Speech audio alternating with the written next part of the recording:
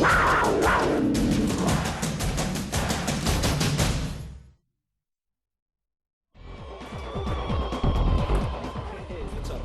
I help you? Take your hand off me.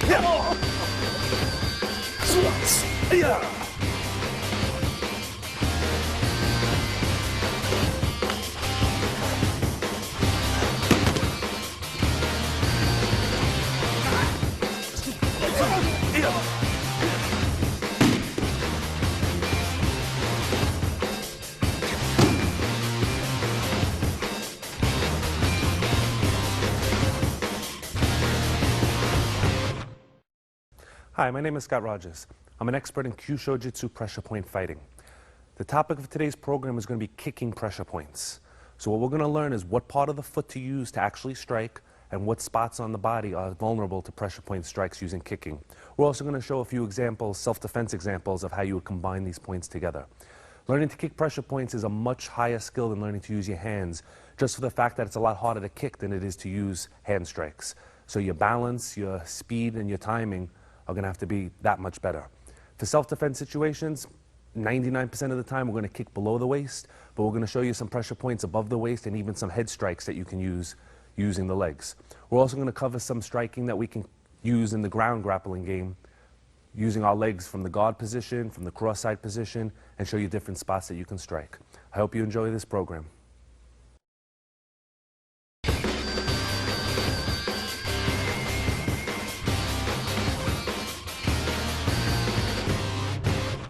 All right, before we get to the pressure points, we're going to get started by showing you the different kicks and striking areas we're going to be using to actually hit these points. First kick will be the front kick. The front kick can be done in two ways. We can be using the ball of the foot or the tip of the toes. Which one you use will be dependent upon how soft your target is and whether you're wearing shoes or not. So with the ball of the foot, basic front kick, extend and back. If we were to use the toes, it would be the same thing, just the toes would go in. Obviously, again, a harder target area would require the ball of the foot. Softer target area would require the toes. Similar to the front kick would be the roundhouse kick. Roundhouse kick also has two striking points, the toes, the ball of the foot. As I throw the roundhouse kick around with the ball, I come across. If I had a softer target or if I was wearing hard shoes, I would stick the toes in the same way. The advantage of using the toes is it's a much more condensed striking area. So it would be similar to using a single knuckle fist as opposed to a full fist. So it really depends on your target and your situation. Next part of the foot we're going to cover is the side kick. Side kick uses the bottom of the heel. Side kick can be done in two ways. It could be done into the target, or if the person was on the ground, stomping down. Obviously, depends what you're aiming for. But one thing you don't want to do is hit flat or hit with the toes.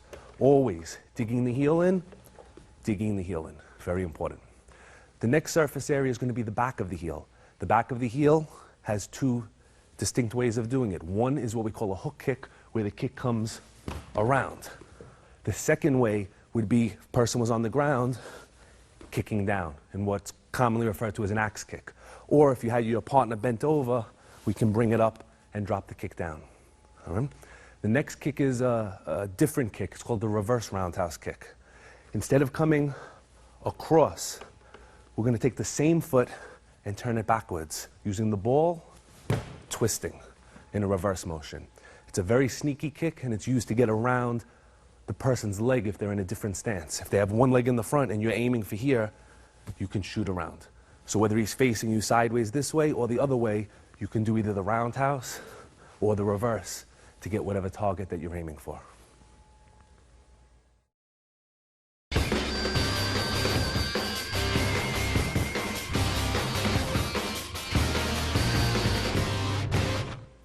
First 4 points we're going to cover work together. They're called the knee points.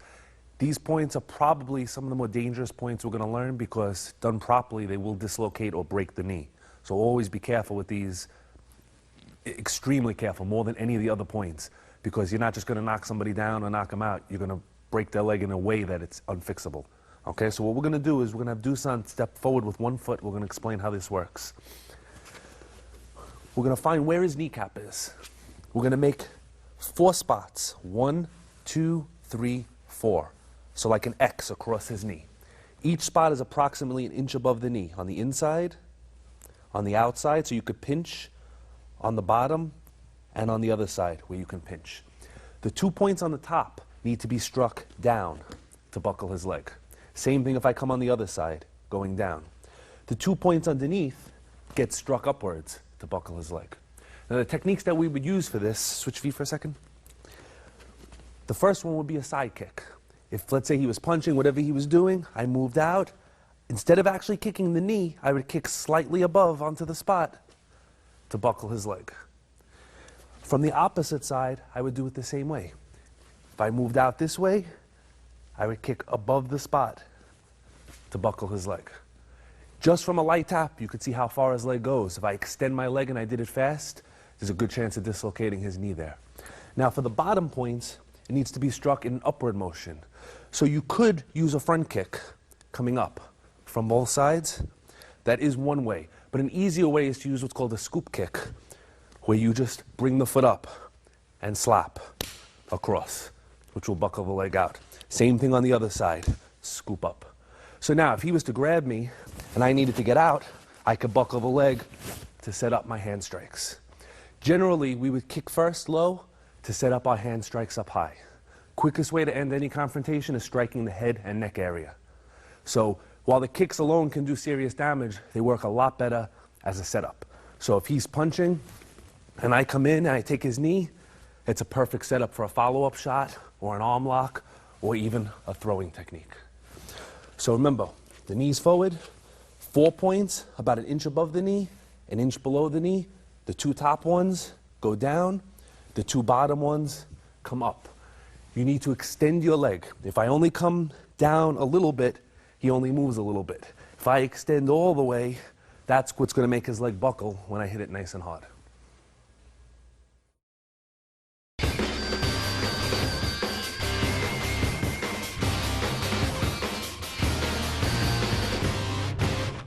The next 2 points we're going to cover are the inner and outer thigh points, spleen 11 and gallbladder 31. Both of these points could put your opponent to the ground and make his leg move in one direction or the other, depending on how hard you hit. The outer thigh point will give him what's called a dead leg or a Charlie horse, where he won't be able to stand. The inner thigh point will spread his base out, which will make him easier to throw or to follow up with another kick or a different strike. These points are located, if he steps forward, directly in half between his knee and his hip and into the center. Just by pressing it with one finger, it's very sensitive. On the outside, switch your feet for 1 second, it's located in the exact same spot, half, but on the outside, and it needs to be struck a little bit harder. The reason for that is if you feel on your own thigh, the inside is soft compared to the outside. The inside one you can do more damage to with a lighter shot, but the outside one, because of the muscles, once you get through them, it's more sensitive. So the muscles act sort of like armor around the point, but once you get through it, the point itself is actually more sensitive. 2 ways that we strike this, with our foot and with our knee. The knee is the easier way, but you need to be very close for that. So let's say he was to grab me and pull me in close. I would go for the inside thigh point with my knee to his knee. And with a light shot, you could see the amount of off balance that he has. Let's say I wanted to set up an arm lock. Once I was here, I would have the arm lock immediately. Okay? What I can also do is after I strike here, it sets up a perfect groin shot, because there's no way he can move his legs to protect himself. So that's one option. If he has, actually switch again. For the outside of the thigh, if he was throwing a punch, we would come in and strike it. And very light strike buckles his leg a little bit harder, and it's really going to put him down. Set him up for a strike, set him up for a throw. Second way to attack these points is with the foot. Depending on which one you choose will depend on which kick you use. For the outside point, punch with the left again, we would use the side kick and drive through. Again, this is thick muscle. If you came in with a roundhouse kick, you might be able to take it. But if you dig a side kick with the heel in, it's going to get an awesome effect. Now, grab. For the inside, we have a choice. We can either use our roundhouse kick, or we could use a special kick with our heel. So it's sort of like a front kick, but it kicks off to the side, and the heel's the striking point. So when he grabs, we kick, and it buckles his leg out, setting him up for another kick, a strike, or you can see the arm is right there for an arm lock. So no matter how he grabs, whichever foot is in front, grab. If I see this foot in front, that's the side I hit. Put the other foot. If I see the other foot, that's the side that I hit. If he was to punch and he was here, I would hit the outside of the thigh. If he was to step with the left and punch with the right, then I could come into the inside of the thigh with a front kick and buckle it. Something to keep in mind is if you do kick these points, there's a good chance that your opponent will be on the ground. So when you figure in your follow-up techniques, figure that he's going to be on the ground, you're going to have to close real quick and either grapple with him or continue striking and kicking.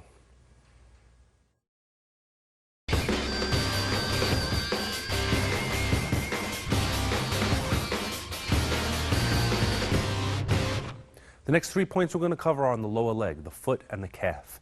The first one we're going to do is we're going to have Dusan take a step forward, and it's located between the last 2 toes, the pinky toe and I guess the ring toe. You're going to go about an inch up, then you're going to feel a hollow pocket. When you press it, you know that you're on the spot. Now for practice purposes, throw a punch, we're just going to use our toe to make sure that we're on the spot, and it's very painful. Real situation, he's got shoes, he's got whatever, so as he comes in, we would stomp it. If you stomp this point with your heel, there's a very good chance, like 95%, of breaking his foot in that spot. All right, this point can also be used, like bear hug, if he was behind me to help release from the hold. Okay? A lot of people try to stomp on the instep of the foot. The instep of the foot is a very strong bone. It's one of the strongest bones in the human body. So if you get his toes a little bit, he may let go. But if you focus for the corner towards the pinky toe, it's going to be much more effective. Right? The second point, step forward with the right. You're going to find his ankle bone. We place our hand above the ankle bone. Right where the top of your hand is, on the inside of the bone, behind the shin bone, is the point. The point will buckle his ankle and make his knee move to the outside. So when you press it, it buckles. The way we're going to kick this is with the same scoop kick that we used for the inside of his knee. So if he steps forward and grabs, and I see the opening, I'm going to scoop kick with the inside of my heel, and it's a very effective shot. No matter how effective it may look right now, when you have shoes on, it's 10 times as effective because it's very painful. So what you're looking to do is dig the inside of your heel and strike him on the inside of his ankle. Usually, if he's going to grab you, punch you, whatever he's going to do, he's going to take a step. Whichever foot's in the front, that's the one you attack. If he was to step with the other foot, that's the one that you attack. The advantage in this is it's a very quick kick, it's very low, and it's below his line of sight, so he will not see it. Also, you can still use your hands while you do the kick. It doesn't disrupt your balance because you don't have to lean back, you don't have to tilt, anything like that. The third point, just turn, is going to be on the back of the leg. It's the bladder point on the calf. We're going to find the back of his knee. We're going to find the bottom of his calf muscle. Approximately 1/3 of the way up, we're going to find a little hole, and that's where we're pressing. This serves one purpose, and that is to bring him down to the ground. So if he was facing me, let's come on this side, and he punches with the right, I would block using my heel. I would kick into the point to drop him to the ground. A secondary application, grappling position, is if I was throwing him, usually we'll do the throw this way, going between the legs. That's so that I can throw him and not injure him. But if I wanted to hurt him and make it a little more damaging, I would use the heel against here and take him down. Now that was just a tap and he felt it, but if you kick it hard, you're going to disable his leg. He won't be able to do very much, probably not even stand.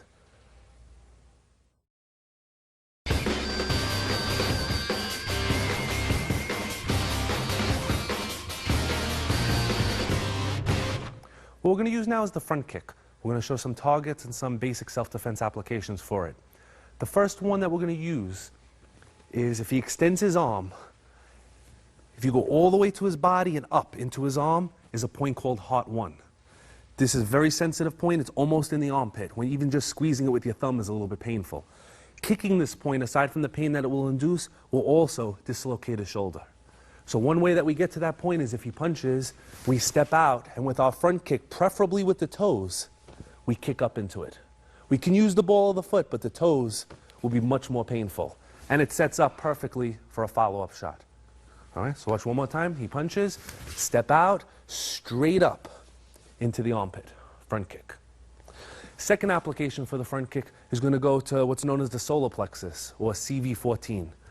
Solar plexus is a very sensitive spot in the body because it controls the lungs and the heart function.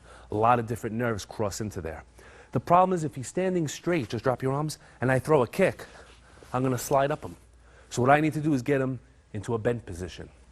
So if he was to choke me, and I could bring him down into this position, I could snap the front kick in either with the ball of the foot or with the toes shooting in. So what I'm doing is I'm grabbing his wrists, bringing him down, and kicking. So as he chokes, I grab his wrists, bring him down, and kick.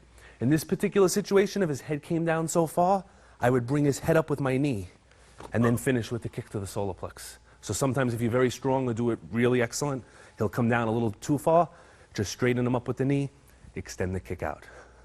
Third application for the front kick. Push.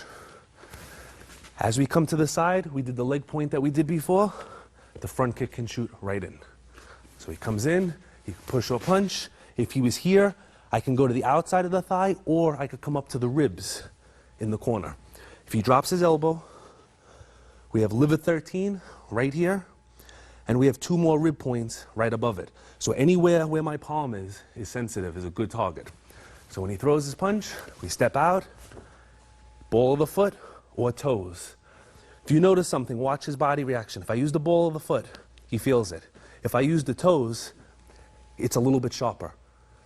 Of course, I can kick harder with the ball of the foot because I don't have to worry about my toes, but if I had shoes on, that wouldn't matter. So these are some applications for our front kick.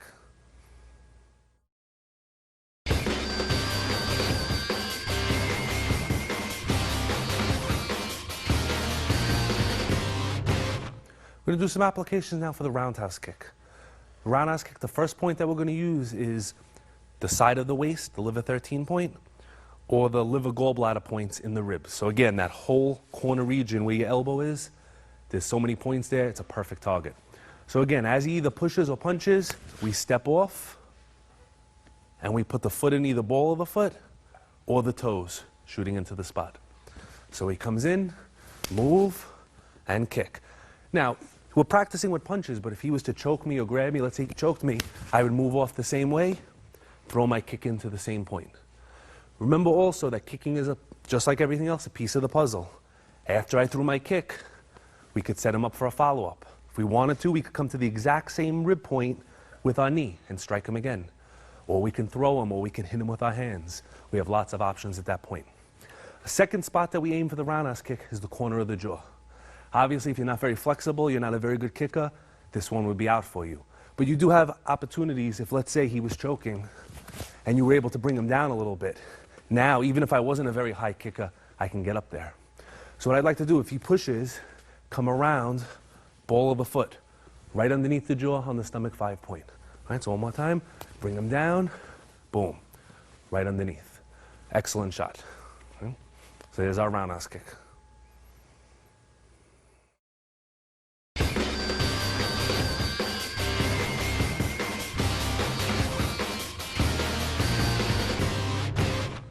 Next kick we're going to do is the reverse roundhouse. Reverse roundhouse is exactly like the roundhouse, but it twists in the opposite direction. So the first point we're going to do is, again, the liver gallbladder points below the chest and the one in the corner of the waist. So we have 3 points we can go for. That gives us a very big surface area. It's always a good spot to aim. Whenever we hit pressure points, we want to try to aim for points where there's more than one in the area. This way, if you're a little off, you have a good chance of hitting at least 1 point. If you focus on a spot where there's only 1 point in the area and you miss, sometimes you're left with nothing. All right, so when he comes in with his punch, we shift to the side and reverse roundhouse across. One more time. Shift, reverse roundhouse. The same kick can be done if he was, let's say, choking. We can make him release with our fingertips and reverse roundhouse to his jaw. So rather than bringing my foot all the way up, I bring his head down so that I could kick in my power level. So he chokes, I spear with my fingers into his belt line, reverse roundhouse to the corner of his jaw.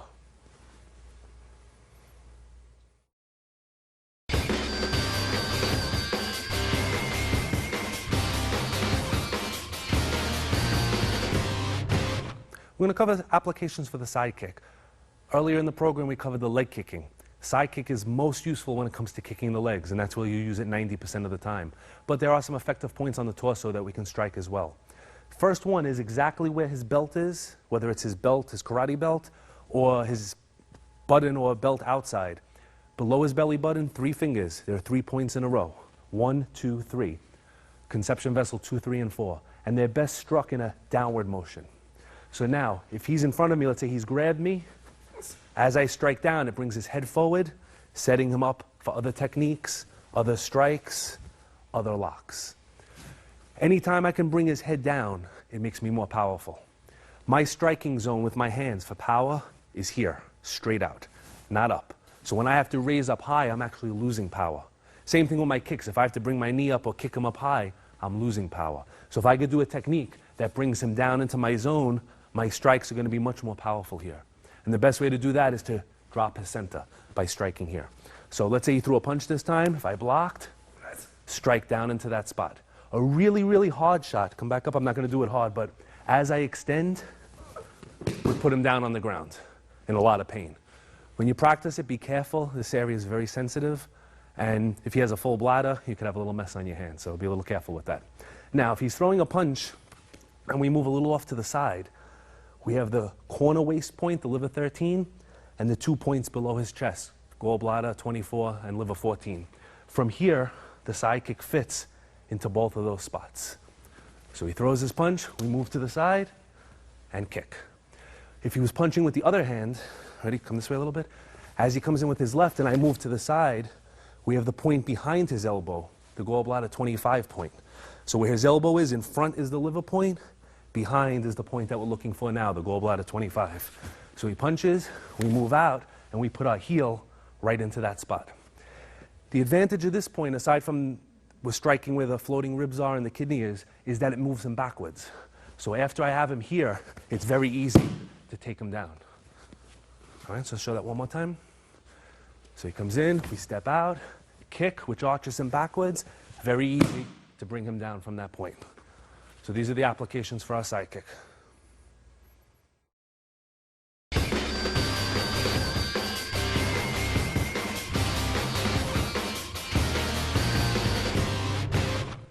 Next kick we're going to use is the hook kick.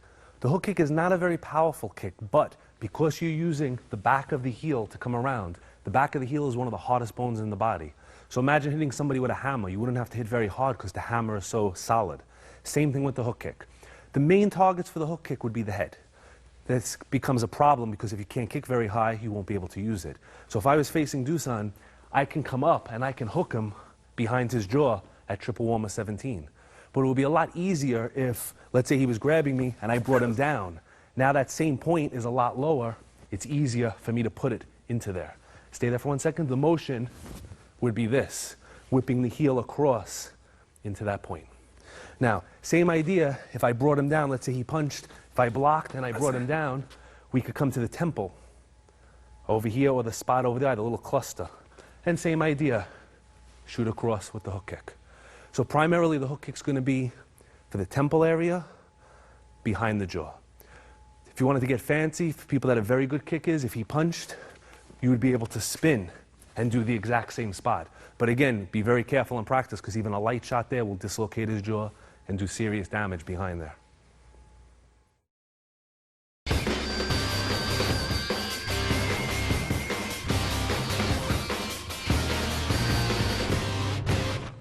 Now that we know what part of the foot to kick with and where to kick, we're going to put these together in some combinations for you to practice. Keep in mind that these are my combinations, things that I like to do. You can put them together any way that you like. Just make sure that you're using the right part of the foot and you're hitting the right part of the opponent's body. First combination is going to be knee to the side and spleen 11 kick. So basically, when we're going to use the spleen 11 point halfway on both sides of his leg. Now how we're going to do this is if he grabs whatever he's doing, I'm going to throw my knee and with the same foot, I'm going to kick to the opposite side. The reason this works so well is that when I bring the knee up for the first kick, it chambers for the side kick to follow. So I don't have to take any extra steps. If I wanted to do something else after I threw the knee, I'd have to put my foot down. Instead of putting my foot down on the floor, I put my foot down on him. So we're here, I throw my knee 1, I throw my kick 2. a good follow-up to this, even though it's not exactly a pressure point strike, is to go 1, 2, right up the middle. Using your shin bone, aim for the groin. Usually we don't strike that as a target because most people turn and move and protect, but when his feet are in this position, there's not very much you can do to defend against it. So it's prime target there. So let's turn a little bit. Let's show it from a different angle one more time. So as we're here, knee strike, actually turn, one more. Ready, knee strike, side, and shoot right up the middle. So that's our first combination. Switch. Second combination, we're going to be using the roundhouse kick. We're going to kick the points in the rib, and then we're going to bring them down with a kick to the back of the calf. So from here, he throws his punch, we move out of the way. We come up with our kick into his ribs. As we land, we pick up the other foot, and we stomp the back of his calf, bringing him down. So we're going to do it again, then we're going to turn him around and show you the calf stomp in a little more detail. So he comes in, kick, calf stomp, coming down. All right, let's try it from the other side. He comes forward, we throw our kick, we bring the foot up, we stomp either to the back of the calf if we want to just take him down, or to the top knee point if we want to do damage to his knee. In practice, it's better to come to the calf, bring him right down to the mat. So one more time, a little bit quicker. 1, 2. And if possible, I hold the arm always for control. If I want to follow up with a technique or if I just want to hit him again, it's better to keep that control on him. All right, the third combination we're going to do is going to involve 2 knee strikes. One to the liver gallbladder points below the chest, or to the liver point in the side of the waist. That depends on how much he turns. The second point is going to be the gallbladder point on the side of the thigh. So when he comes in with his punch, we're going to deflect. If I was further away, I would throw a kick. This time I was a little bit closer. If I kick him, the range is incorrect. So I'm going to use my knee and come right into those points. So he punches, knee. As soon as I land, I grab him for control. And with my other leg, I knee the side of his thigh. So we're going to do it once again, then we're going to turn him around. We move to the side, knee, control, knee the side of his leg. Let's try it from the other side. Turn this way. Okay, he comes in. We're going to deflect, knee to the ribs, knee strike to the side of the leg. Ready? A little bit quicker. Step out, knee, and knee. And you can see he's perfectly set up for a follow-up immediately. Keep in mind, though, if I did my job right, this knee alone can drop him to the ground unable to breathe. This knee will certainly take the legs out from him. So we practice to do 2, 3, 4, 5 techniques, but the goal is to make one technique work instantly. All right, let's switch back. Next combination we're going to do is a double combination. This is very advanced. This is for the people that are very good at kicking. When he throws his punch, we're going to deflect, and we're going to throw our roundhouse kick towards his belt, to the conception vessel points. The reason I'm doing this is I want him to lean forward a little bit. So once he comes down, I'm going to circle around and kick to the triple warmer point or to the gallbladder 20 point behind his head. All right, so without touching the floor, we're going to deflect, kick 1, kick 2, coming down. This alone should drop him. If it didn't, he's perfectly set up for a follow-up shot. So let's show that from the other side. All right, he throws his punch, I deflect, I bring my first kick to the middle, I shoot around, and I drop down behind the head, gallbladder 20. One more. 1, 2, coming down. All right? And the last combination we're going to do is we're going to go back to his legs, and we're going to do that reverse front kick to knock his leg out. We're going to follow with a reverse roundhouse kick to the rib points. So let's say he grabbed, I would come up, 1 and 2, shooting across. All right, one more time. He grabs, I take my foot, 1 and 2. The reason for the first kick is if he grabs me, he probably wants to punch me. Now I can stop it with my hands, but if I'm quick, I'll stop it with my foot, and now I'll immediately counter with the other foot. All right, let's show it from the other side. So he grabs, he's trying to punch me, I kick 1 and kick 2. So again, the inside of the thigh, the corner of the ribs.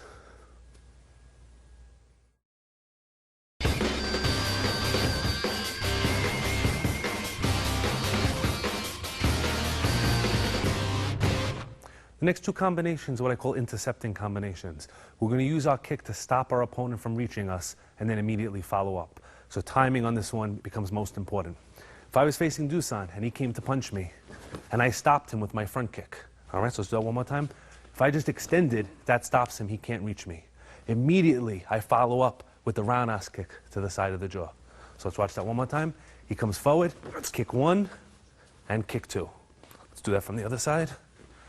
All right, as he comes in, I see him coming, kick one, kick two, follow up to the corner of the jaw. The opposite of this now is to do the exact same setup, kick one, but instead of coming to this side, hooking around to the gallbladder 20 point. All right, so watch that one more time. He comes forward, kick one, hook around to the gallbladder 20 point. Show it from the other side. All right, he comes around, one, hook around to the gallbladder 20 point. The next combination is very similar, but instead of stopping with a front kick, maybe we're here, we see him approaching, we stop him with a side kick. As soon as we finish the side kick, we rotate and we kick to the solar plexus with our front kick. So I'm facing him in a sideways manner, he approaches, stomp down, and kick up. And he's try from the other side. All right, he comes in, stomp down, and kick up. All right, one more time. All right, make sure you dig the heel in, stomp down, and kick up. Okay? Our next combination, we're going to go back to using our knees. This time, instead of using the knee to the front, as we punch, we're going to use the knee to the back, following a calf stomp, bringing him to the ground. We'll turn him around so we can see that a little more clearly. This punch comes in. Instead of using my right, I rotate, I use my left. He's already in a bent over position, so it's very easy to stomp down on his leg and drop him. All right, one more, a little bit quicker. All right, 1, 2, 3, and let him drop to the ground. The next series of kicks we're going to do after a locking motion, meaning if he's grabbed me and I twist him, where can I kick him? The ribs, the side of the thigh, the kidney points, the gallbladder 20 point. That's one option. If I was to twist him to the inside, I have this side of his body. Now I could kick him to the ribs, to the bladder points, or to the inside of this thigh. Any lock that you do will provide openings. If he's choking me and I finger lock him, now I could kick him to the solar plexus, to the bladder points, or if I wanted to, I could rotate and still kick him across to the side of the jaw. These are our advanced combinations.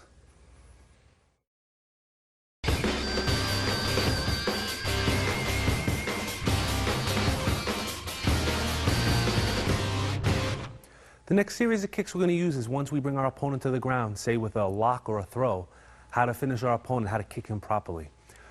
What we want to do is make sure that we control him on the ground first. So let's say we'll start, for the sake of argument, with a wrist lock. We'll bring him down. If I let him stay flat on his back, he can kick me with either foot, and he can punch me with the other hand, and he can pull me over. So what I need to do is roll him onto his side. So let's come back up and try that one more time. Just face me this way. So once I bring him down, we roll him onto his side. We walk up nice and close to him. So now he can't roll back towards me, and if he wants to roll onto his stomach, he can, but it's not so good for him. All right? Ready? One more. All right, so we bring him down. The first strike that we're going to do is a ball of the foot strike or a toe strike to the kidney points in the back. So from here, we're going to strike across. So we're going to do the whole move again. All right, we'll rotate him a little different. Once he's here, ball of the foot to the kidney area. All right, let's just show that one more time. All right, so we're here, ball of the foot to the kidney area. This will also help turn him over onto his side because of the way you're aiming the shot. The second kick that we're going to do is going to be right into the armpit area, to the hot 1 point. So let's say he was choking, we released him, we brought him down. This time, when we stomp, we're not just doing this, we're going up and down. All the way up, all the way down. At the same time, we're pulling on his arm. So we're going to lift up and stomp right down inside the armpit. Follow the line of the arm until you hit his body. So let's show it one time, a little bit quicker. Ready? Down and stomp. Okay? The next kick, we're going to hit either the gallbladder 20 points, which are here, or the bladder 10, which is right next to it. So basically, it's the back of the neck. For this target, we're going to use the top of our foot. Normally we don't strike with this part because it's not very strong. If I threw a really hard kick, I might hurt myself. The way we use this kick is just a short snap to stun him to set up a next move. Let's say I was going to do an arm bar. I want him a little stunned so that he couldn't resist. So as I bring him down, I'm going to take the leg and just quick kick right there. Let's try one more time. Come on this side. All right, we bring him down. From here, nice and quick with the instep, just snap the kick in there. And that would be a perfect setup to go for the arm bar. Let's come back up. Okay, this time he's going to push. We're going to bring him around. Once he's here now, I'm going to find the solar plexus, the conceptual vessel 14 point, and I'm going to use the back of my heel to kick across. All right, so come back up. All right, so he pushes, we bring him over, back of the heel, kick across. All right, one more time. He pushes, bring him over, back of the heel, kick across. Again, be careful with this, very powerful shot. We're aiming right for the solar plexus this way. And the motion would be like that, like an axe kick. Okay. Aside from striking his body, we can also attack the arm that we're holding. So for example, if he was grabbing and we brought him down, from here I can take a step away and strike to the triple warmer 11 point on the back of his arm, 1 inch above his elbow.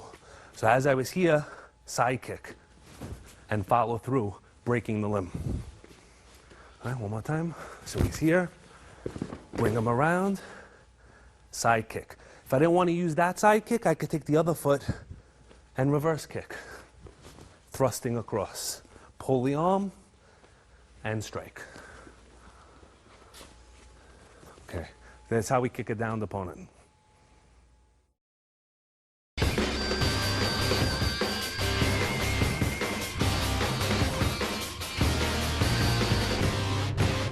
What we're going to show now is how to use kicks to help enhance the arm bar.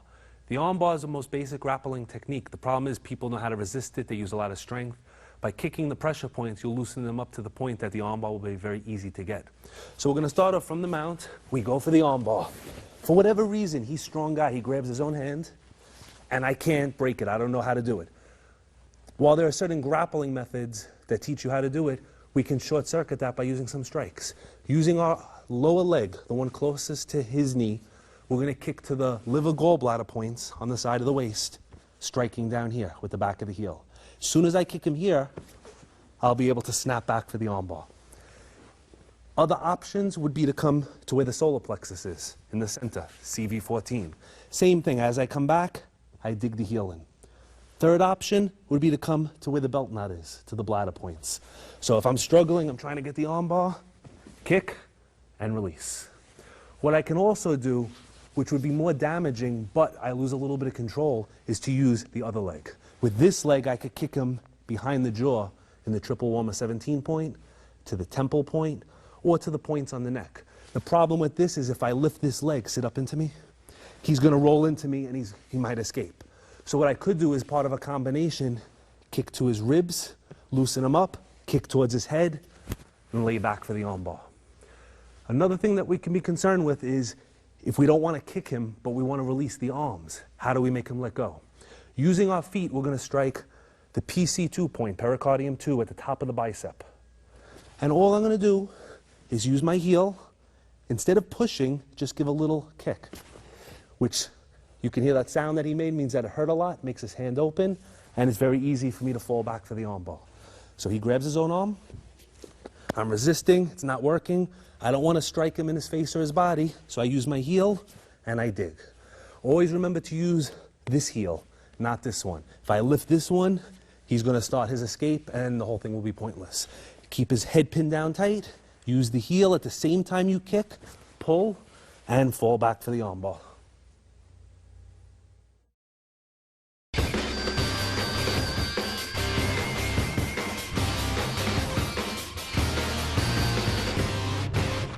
We're going to work now from the knee on belly position. Knee on belly position is a very uncomfortable position for the man on the bottom. It can be made more uncomfortable by enhanced by using pressure points. If I have my knee across his body, his abdominal muscles are going to contract. But If I could focus the point of my knee to the solar plexus and just put some weight on there, you can see it's much more effective. I don't even want to stay there because it hurts so much. Other options would be, instead of the solar plexus, to come to the rib point below the chest. So you could see it on him, you see it on me. I just put the point of the knee and dig my weight in. And I'm basically getting to tap just by holding him. By putting pressure on one of these points, as I'm looking for a lock or a hold, it's going to make him think more about the pain than about defending himself. If his elbows are in tight and I can't get to the upper points, I'll go right where the belt knot is, to the conception vessel 2, 3, and 4 points below his belly button. Same idea. I put the knee on and dig the weight in. From here now, it's very easy for me to strike or go for a hold. Let's assume he's a really big guy. I do that. I can't finish him that way. How else can I strike him? I'm going to use the opposite knee, and I'm going to strike to the triple warmer 17 point behind the jaw. So if I have him in position, I'm going to fake like I'm going for some type of a hold and smash with this knee coming across. 1 or 2 shots there will either end the fight or ensure that I can get a lock. So once I have him here, I make like I'm going for a lock. He starts to resist, smash, and then I can easily drop down to cross side, finish him with an arm lock.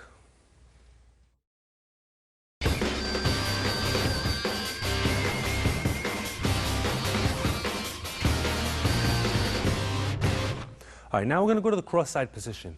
From here, we're going to use the same knee that we used on the knee on stomach, and we're going to catch him behind the head. So what we're going to do is, once we have him locked down, we're going to open up this side by placing the hand over. Once we're here, we're going to extend the leg back and smash into the triple warmer 17 point behind the jaw, or the neck points, large intestine 18. All right, so one more time. I control him so that he can't move. Once I feel that he's stable, I place the hand on the other side of his elbow. If I wanted to strike on the other side of his head, if I wanted to strike him with my elbow, I could. Or I can shoot my left leg into his neck. Sometimes I don't want to do that. I just want to go to the mount position. He's going to try to stop me. So once I get him to here, I'm going to shift and try to step over. He's not going to let me. So I'm going to use my knee and strike the gallbladder 31 point on the side of his leg, which allows me to mount him and stops his resistance. All right, so I'll show that one more time. I go from the cross-side position, I shoot my hip through. My intention is to step over. He's very active with his legs. He's not letting me. I can't step over. I'm going to smash my knee into this point, which is going to allow me to mount him and continue my attack.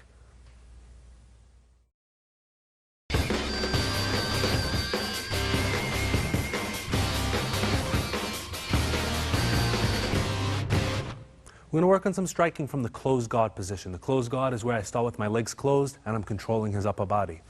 3 points we're going to focus on, again, is the triple warmer 17 point, the gallbladder 25 point in the back, and the gallbladder 31 point on the side of the thigh.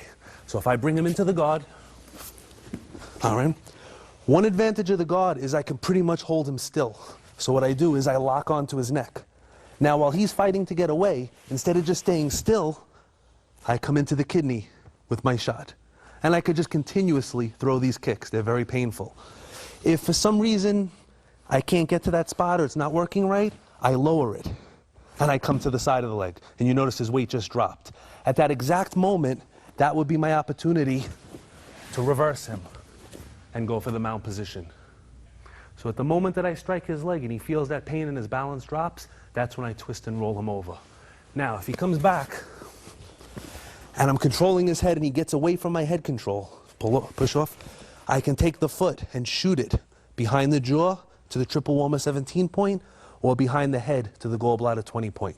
So ideally, I'd like to keep his head down and just pound him. But if he pushes away to try to escape, boom, I can shoot down with the heel as well. Second step is called the open guard. He either stands up or he breaks my guard open. So just break it open. I open the feet and I try to control his biceps. So keep moving. As he's moving around, I open up a lot of opportunities. All of my strikes, rotate a little bit, I can strike with the heel into the stomach 9 point next to his Adam's apple, right to this spot here.